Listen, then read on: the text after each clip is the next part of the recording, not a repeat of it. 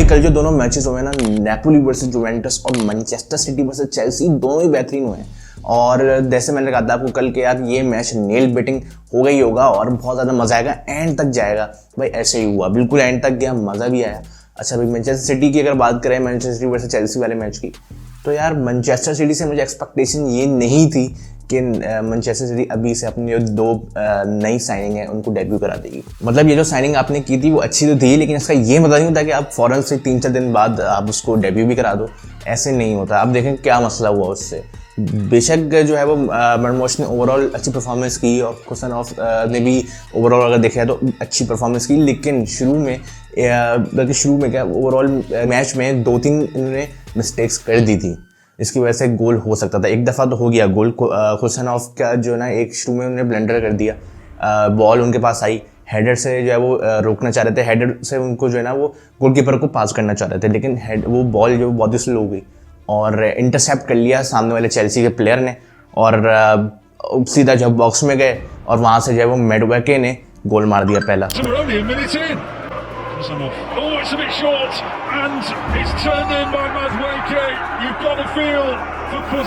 मेडवेके ने तीसरे मिनट पे ही मैच के गोल मार दिया, मतलब चेल्सी 1-0 तीसरे मिनट पे हो गई थी। उसकी वजह से आपको पता है मोमेंटम आ गया, फॉर्म आ गई, मतलब आप समझें कि कॉन्फिडेंस आ जाता है किसी भी टीम में। जब शुरू में पहले एक गोल हो जाए, पहले से गोल से लीड आपको हासिल हो जाए, तो इससे आपको कॉन्फिडेंस आ जाता है। मैनचेस्टर सिटी थोड़ा सा क्रम्बल लग रही, थोड़ा सा आपके 2 न्यू डेब्यूटेंट्स भी थे और आपको पहला गोल भी पड़ गया, वो भी आपके डेब्यूटेंट की गलती की वजह से, तो फिर उन पर प्रेशर ही पड़ा हुआ था। और असल प्रेशर जो पड़ा हुआ था ना, वो खुसनॉफ हिमसेल्फ भी पड़ा हुआ था, क्योंकि वो डेब्यूटेंट आए थे, 20 साल की उनकी उम्र है, बहुत ही यंग फुटबॉलर हैं, तो इस हिसाब से अगर देखा जाए तो उन पर काफ़ी ज़्यादा बीती होगी और लोग उनको ट्रोल करना जो है गलत बात है। मतलब एक यंगस्टर है, उसको आपको मौका देना चाहिए लंबा, आप उसको ट्रोल ना करो। और शुरू में जब उसको गोल पड़ा ना भाई, तो वो काफ़ी ज़्यादा नर्वस हो गया था, उसकी शक्ल से पता चल रहा था कि वो काफ़ी ज़्यादा नर्वस है, वो सही से खेल भी नहीं पा रहा था, 100% दे नहीं पा रहा था। फ़ौरन से ही उसने जब उसको दोबारा उसके बाद बॉल आई तो उसने जो है वो दोबारा से मिस्टेक कर दी और एक दफ़ा उसको येलो कार्ड भी मिल गया। तो इस लिहाज से आप देखें तो एक डेब्यूटेंट को अभी खिलाना फ़ौरन से वो अच्छा डिसीजन नहीं साबित हुआ मैनचेस्टर सिटी के लिए। बाकी अगर मरमोश की बात करें तो मरमोश ने भी अच्छा खेला, मतलब मरमोश की अगर बात करें तो उन्होंने एक मिस्टेक तो की जिसकी वजह से गोल हो सकता था चेल्सी का, लेकिन वो गोल नहीं हुआ, बच गए। लेकिन ओवरऑल अगर देखा जाए तो मरमोश ने जो रन्स क्रिएट किए हैं, आपको पता है कि हालैंड को मैनचेस्टर सिटी यूज़ करती है एज अ रनर, मतलब आगे जाके जब आपको किसी टीम की डिफेंस लाइन को ब्रेक करना हो तो वहाँ पे हालैंड का बहुत अच्छा इस्तेमाल होता है, लेकिन उनको एक और प्लेयर की ज़रूरत थी और मरमोश ने भाई वो उस जो है कैसे कहते हैं ना, रोल को काफ़ी अच्छे तरीके से जो है वो प्ले किया उस रोल को, क्योंकि भाई मरमोश जिस तरीके से आगे जा रहा था, जिस तरीके से रन कर रहा था, उसका पेस भी ज़्यादा है और वहाँ पे चांसेस क्रिएट हो रहे थे मैनचेस्टर सिटी के लिए कि वो गोल मारे हों। बहरहाल लेकिन मैनचेस्टर सिटी डाउन तो हो गई थी 1-0, लेकिन उसके बाद जिस तरीके से मैनचेस्टर सिटी ने कम बैक किया ना भाई, वो उस पर जो है ना वो 10 तोपों की सुनामी बनती है, क्योंकि भाई उसके बाद जो है ना जब 1-0 से स्कोर जब मैच खत्म होता है तो 3-1 पे खत्म होता है, तो भाई एक गोल भी और नहीं मार पाते चेल्सी, और इवन जो एक गोल मारा भी वो भी गलती पे मारा मैनचेस्टर सिटी के डिफेंडर्स पे। तो इस लास्ट से अगर देखा जाए तो भाई बेहतरीन मैनचेस्टर सिटी ने खेला। उसके बाद जो अगर पहला गोल मैनचेस्टर सिटी का अगर हम बात करें तो पहला गोल मारा ग्वार्डियोल ने मारा पहला गोल। असल में हुआ क्या था कि जो है वो पास मिला मैथ्यूस न्यूनेस को, और वो मतलब इस जगह ऐसी जगह पास मिला था कि जहाँ से वो आराम से गोल मार सकते थे, मतलब कोई भी डिफेंडर नहीं था। उनकी जो चेल्सी की हाईलाइन थी उसको ब्रेक कर दिया था मैनचेस्टर सिटी ने, और जो मैथ्यूस न्यूनेस के पास बॉल थी वो आगे रश कर रहे थे, लेकिन गोलकीपर मतलब शॉट मारा, गोलकीपर ने रोक लिया, लेकिन वो रिफ्लेक्ट होके ना सीधा बॉल आई है ग्वार्डियोल के पास, ग्वार्डियोल ने फिनिश कर दिया क्योंकि क्लियर नेट था, उन्होंने टैप इन किया और गोल।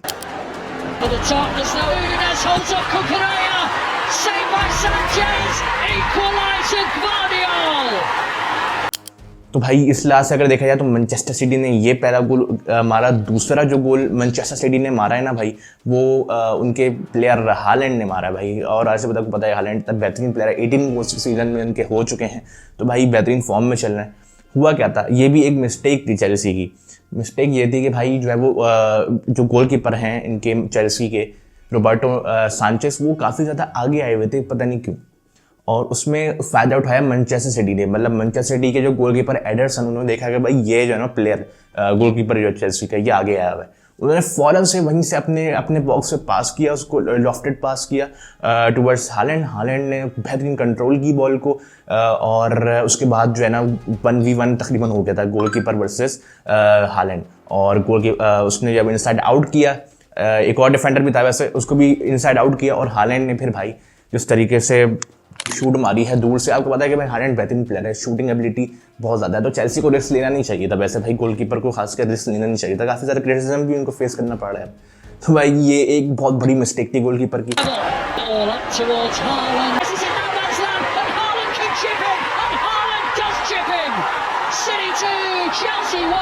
उसके अलावा अगर रिसेंटली देखा जाए ना भाई, तो रोबर्टो जो सांचेज हैं उन्होंने काफ़ी ज़्यादा मिस्टेक्स ऑलरेडी कर चुके हैं ईपीएल के सीजन में। तो इस वजह से भाई रोबर्टो सांचेज पे काफ़ी ज़्यादा भाई आईबॉज हैं कि भाई क्या आप करते हो, क्योंकि अगर सही नहीं करोगे अगले मैचेस में तो फिर आपका शायद पत्ता गड़ी है। तो ये एक चीज़ है रोबर्टो सांचेज के लिए। और उसके बाद भाई फोर्डन ने 3rd गोल मारा मैनचेस्टर सिटी के लिए, और वो आखिरी मारा था 87 मिनट में मारा था, और उसमें भाई मज़ा आ गया। मतलब फोर्डन को पास अगर हम देखें ना, फोर्डन को किस तरीके से बॉल मिली तो बेहतरीन मिली थी। पहले केविन डी ब्रुयने ने पास किया टू हालैंड, और हालैंड ने बॉल को कंट्रोल करके रखा अपने पास और बॉल को होल्ड करके रखा। उसके बाद उन्होंने देखा कि सिचुएशन को ऑब्जर्व किया, उन्होंने देखा कि भाई अभी फोर्डन जो है वो आगे ऐसे क्लियर पोजीशन में आ गए कि उनके आगे कोई डिफेंडर है नहीं उनके पास। उन्होंने वहाँ से फ्लिक की बॉल को, और जो है वो उसके बाद फोर्डन को जहाँ पे बॉल मिली थी वहाँ पे उस वक्त कोई डिफेंडर था नहीं चेल्सी का, और वहाँ पे उसने रश किया फोर्डन ने और बेहतरीन उन्होंने फिनिश किया।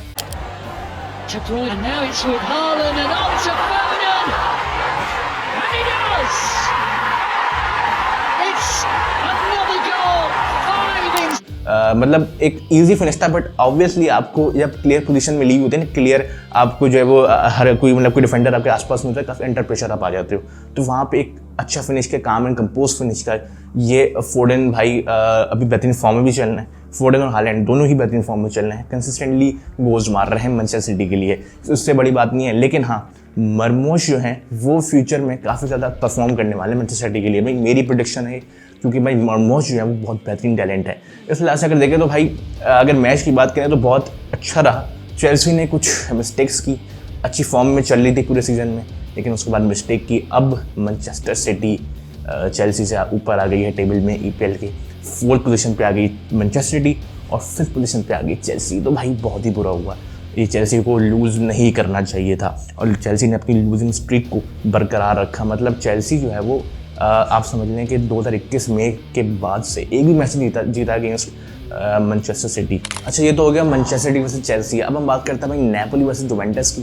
भाई ये भी बहुत बेहतरीन मैच रहा, और इसमें शुरू में ही जुवेंटस ने गोल मार दिया। अच्छा भाई, जैसे आपने कोई पैटर्न देखा होगा, चेल्सी वर्सेस मैनचेस्टर सिटी में चेल्सी ने पहला गोल मारा, अब यहाँ पे नेपोली वर्सेस जुवेंटस में जुवेंटस ने पहला गोल मारा और उसके बाद कमबैक किया। नेपोली ने यहाँ से कमबैक किया और वहाँ पे मैनचेस्टर सिटी ने कमबैक किया। तो नेपोली ने जब कमबैक किया तो 2-1 स्कोर फिनिश हुआ। मतलब भाई एक कमबैक वाला दिन था, दोनों ही जो मैचेस थे दोनों में ही कमबैक हुआ और बेहतरीन कमबैक हुआ। और उसमें अगर आपने हमारी कल की वीडियो देखी हो तो उसमें हमने जो है वो सारा बताया था कि भाई मैनचेस्टर सिटी वर्सेस चेल्सी में जो हेड टू हेड हुआ है उसमें जो है वो किसके ज़्यादा विन्स हैं, लास्ट मैचेस में किसके ज़्यादा विन्स हैं, और लास्ट मैच चेल्सी कब जीती है, तो ये सब हमने बताया था। फिर उसके बाद नेपोली और जुवेंटस को डिस्कस किया था, तो उसमें दोनों मैचेस में एक चीज़ कॉमन ये थी कि भाई जो विनिंग स्ट्रिक से टीम चल रही थी, जो टीम विनिंग स्ट्रिक से चल रही थी, जो टीम डोमिनेट करती हुई आ रही थी लास्ट कुछ मैचेस में, वो उसने अभी भी डोमिनेट किया। मैनचेस्टर सिटी बेशक एक बुरी फॉर्म में चल रही थी, लेकिन चेल्सी से एक विनिंग स्ट्रिक में आ रही थी, उन्होंने डोमिनेट इस वाले मैच में भी किया। नेपोली एक अच्छी फॉर्म में तो चल रही थी, नंबर 1 पोजीशन पे है इन लीग, लेकिन लास्ट 6 मैचेस में जुवेंटस को उन्होंने 3 मतलब जो है आप कह लें कि जो कल से पहले तक जो लास्ट 6 मैचेस थे उसमें 3 विन्स थे नेपोली के, जुवेंटस का 1 विन था, 2 ड्रॉस थे। लेकिन अब और ज़्यादा समझ लें कि जुवेंटस का बुरा हाल हो गया, क्योंकि भाई हेड टू हेड में लास्ट 7 मैचेस में अगर कल के मैचेस को मिला लें तो 4 विन्स हैं नेपोली के, 2 ड्रॉ हैं अगेंस्ट जुवेंटस और सिर्फ 1 लूज़ है।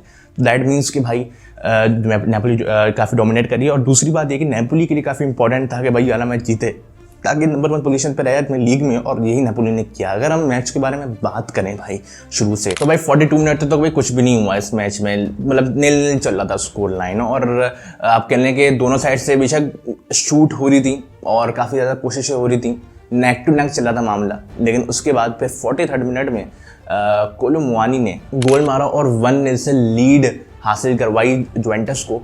और ये जो गोल था भाई, ये भी बड़ा आप समझ लें कि लकी आप कह लें कोलो मुआनी को। जिस पोजीशन पे वो खड़े हुए थे वहाँ पे उनको रिफ्लेक्ट होकर ना बॉल मिल गई, और वहाँ पे जो है वो समझ लें कि बहुत ही करीब खड़े हुए थे गोल पोस्ट से, और वहाँ पे समझ लें कि 1v1 ऑलरेडी हो चुका था बिटवीन कोलो मुआनी एंड मेरिट, जो कि गोलकीपर हैं नेपोली के। तो 1v1 हो चुका था, वहाँ पे बेहतरीन उन्होंने फिनिश किया। ये बात ज़रूर है जिस तरीके से उन्होंने फिनिश किया है भाई, वॉली मार के फिनिश किया है, ये एक बहुत बड़ी बात थी।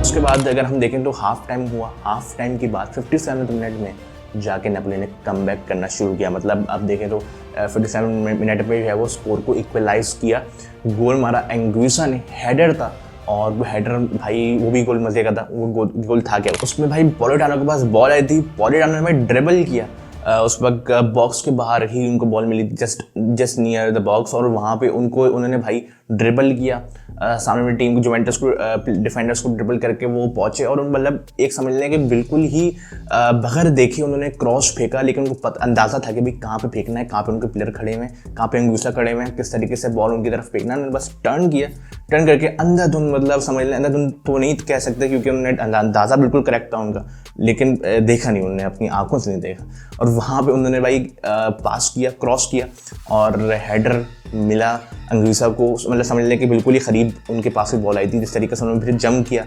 और फिर गोल मारा उन्होंने, तो भाई पोलिटानो का एक्सपीरियंस काम आ गया वहाँ पे।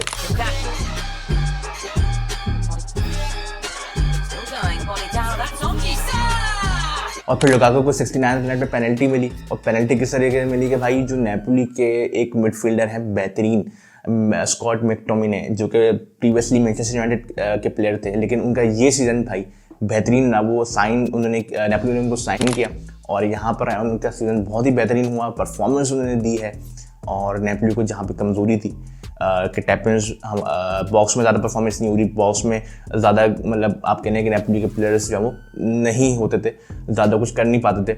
अब वहाँ पे स्कॉट मैकटोमिने भाई बॉक्स में हमेशा रहते हैं, बॉक्स में जो कमी थी नेपोली की वो पूरी की, और वहाँ पे जो है वो उनको जब बॉल मिली है वो उन्होंने ड्रिबल करने की कोशिश की, डिफेंडर ने उनको फॉल कर दिया, और वहाँ पे पेनल्टी मिल गई नेपोली को। वहाँ पे लुकाकू ने भाई कोई कसर नहीं छोड़ी, मिस बिल्कुल भी नहीं किया उन्होंने, और बहुत ही बेहतरीन तरीके से गोल उन्होंने मारा।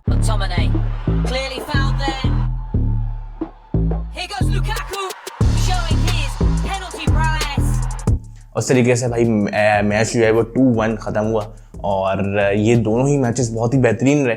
अब जो दोनों टीम्स हैं मैनचेस्टर सिटी और नेपोली, दोनों ही ब्लू कलर्स की टीम है, और दोनों ही भाई अभी बहुत ही बेहतरीन चल रही हैं फॉर्म में। अब देखना ही होगा कि भाई, अब देखें सीरी आ में वहाँ पे जो है वो इंटर पीछे पड़ी हुई नेपोली के, जस्ट क्लोज ही है इंटर नेपोली के, और सेकंड पोजीशन पे इंटर है, नेपोली फर्स्ट पे है।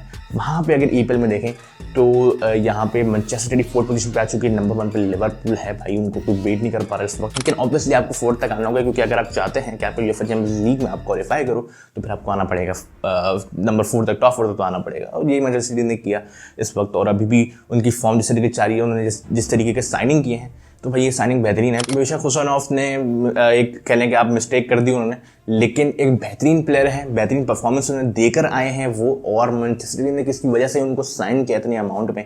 तो भाई उम्मीद तो यही है, और भाई ये कि प्रेडिक्शन भी यही है कि भाई जो हुसैनोफ हैं और मरमोश हैं काफ़ी अच्छे साबित होने वाले हैं ये मैनचेस्टर सिटी के लिए फ्यूचर में। चेल्सी के लिए कंसर्न है भाई, चेल्सी अभी किस तरफ जा रही है, गोलकीपर उनकी क्या परफॉर्मेंस दे रहे हैं, ये एक कंसर्निंग वाली बात है। जुवेंटस के लिए बहुत ज़्यादा कंसर्निंग वाली बात है। और अगर जुवेंटस की पोजीशन के बारे में बात करें उसमें सीरी आ में, तो भाई जुवेंटस है 5th नंबर पे 35 पॉइंट्स के साथ, और भाई यहाँ पे उनको काफ़ी प्रॉब्लम उनके लिए हो गई है। अगर ऐसे ही चलता रहे तो फिर यूरोपा लीग उनके लिए रेडी है। अच्छा, लेकिन अभी इंटर का मैच चल रहा है, और इंटर भाई अभी 1-0 है, इनके पॉइंट्स हो चुके हैं जस्ट आप कहने के 3 पॉइंट्स बिहाइंड नेपोली। तो रेस काफ़ी अच्छी चल रही है सीरिया में भी, और रेस काफ़ी अच्छी चल रही है वहाँ पे ईपीएल में भी। तो ये देखना होगा कि भाई क्या आखिर होता है फ्यूचर में। बहुत इंटरेस्टिंग हो गया मामला दोनों लीग्स में। बहरहाल आज के लिए इतना ही, मिलते हैं अगली वीडियो में। अपना बहुत ज़्यादा ख्याल रखिएगा। अल्लाह हाफिज़।